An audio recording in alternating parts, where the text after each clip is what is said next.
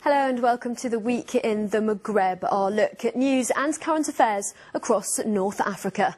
In this week's edition, Hunger for Justice. An activist from Western Sahara is refusing to eat for a third week running. She's been dubbed the modern-day Gandhi. What will become of Mauritania's Guantanamo prisoners once the notorious jail is shut down in a few months' time? And Morocco's childbirth nightmare. Every year, hundreds of women die in labour, but as our reporter found out, their deaths are all too avoidable. But first, she says she's prepared to take her hunger strike to the death. Western Saharan activist Aminatou Haidar has not eaten anything since she was expelled from her occupied homeland by the Moroccan authorities a few weeks ago. She's been camping out at Lanzarote Airport in Spain's Canary Islands ever since. Officials come and go.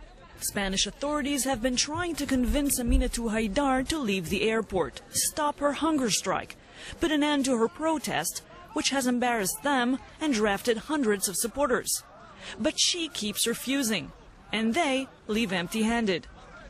Haidar has been battling for the independence of Western Sahara for years. Known as the Saharan Gandhi, she's respected throughout the world and has received numerous honors. But her lobbying has been irritating Moroccan authorities, and on November 13, they found a way to make her leave. As she returned from New York, where she received her latest award, she was arrested by police. Asked to sign a paper saying she's Moroccan, she refused. Authorities then confiscated her passport and deported her to the Canary Islands. She hasn't left the airport since. I've been kidnapped by Spain.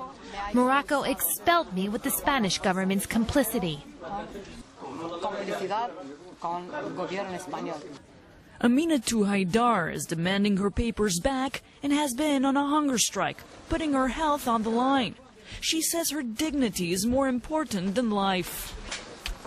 She's a Muslim woman who's using non-violent protests. She was arrested, she was tortured, she spent many years in subsequent periods of time in Moroccan prisons, and each time she was released, she continued her struggle. So what she symbolizes is not the Polisario. What she symbolizes is the effort by people inside this country to assert their self-determination. Western Sahara was annexed by Morocco when Spain withdrew from the territory in 1975. Moroccan authorities say the region has always been theirs, but the local population has been demanding independence, and it got support from Algeria. After years of unrest between the Polisario Front and Moroccan forces, fighting ended in 1991 and talks kicked off, but they never made a breakthrough. According to the United Nations Security Council, the UN General Assembly, the OAU, and the World Court, these people have a right to hold a referendum. The problem is politics. Morocco is a strong ally of France and the United States, and without France and the United States acting, there's no hope that this referendum can go forward. Morocco has offered to grant the region an autonomy, but the local population has always refused. Accepting the offer could have pushed their hope for independence further away. He was arrested in Pakistan in 2002. Ahmed Ould Abdelaziz is one of several Mauritanians imprisoned in Guantanamo Bay. His family still has no news from him, and they continue to fight for his release before the closure of the base. The letters are kept and read with great care by the whole family. The only news from Ahmed Ould Abdelaziz since his arrest. In 2002, this Mauritanian was living in Karachi in Pakistan with his Indian wife, his business, a mobile phone shop. We only heard of his arrest 8 months later. That was in February 2003. We got a letter from the Red Cross telling us he was a prisoner in Guantanamo. Guantanamo Bay in Cuba, that symbol of the United States' war on terrorism. Hundreds of alleged Al-Qaeda members have passed through its cells. One of them is Ahmed Ould Abdelaziz, accused of training and fighting with the terrorist organization. US President Barack Obama has promised to close the prison by the end of next year.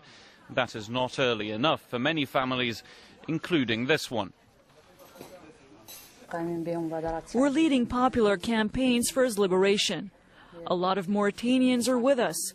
We're asking authorities to help us and demand his repatriation. We want him back as quickly as possible, even before Guantanamo is closed. We don't want him to be transferred elsewhere. But so far there's been no official request for the 2 Mauritanians in Guantanamo to be repatriated. Until last year there were 3.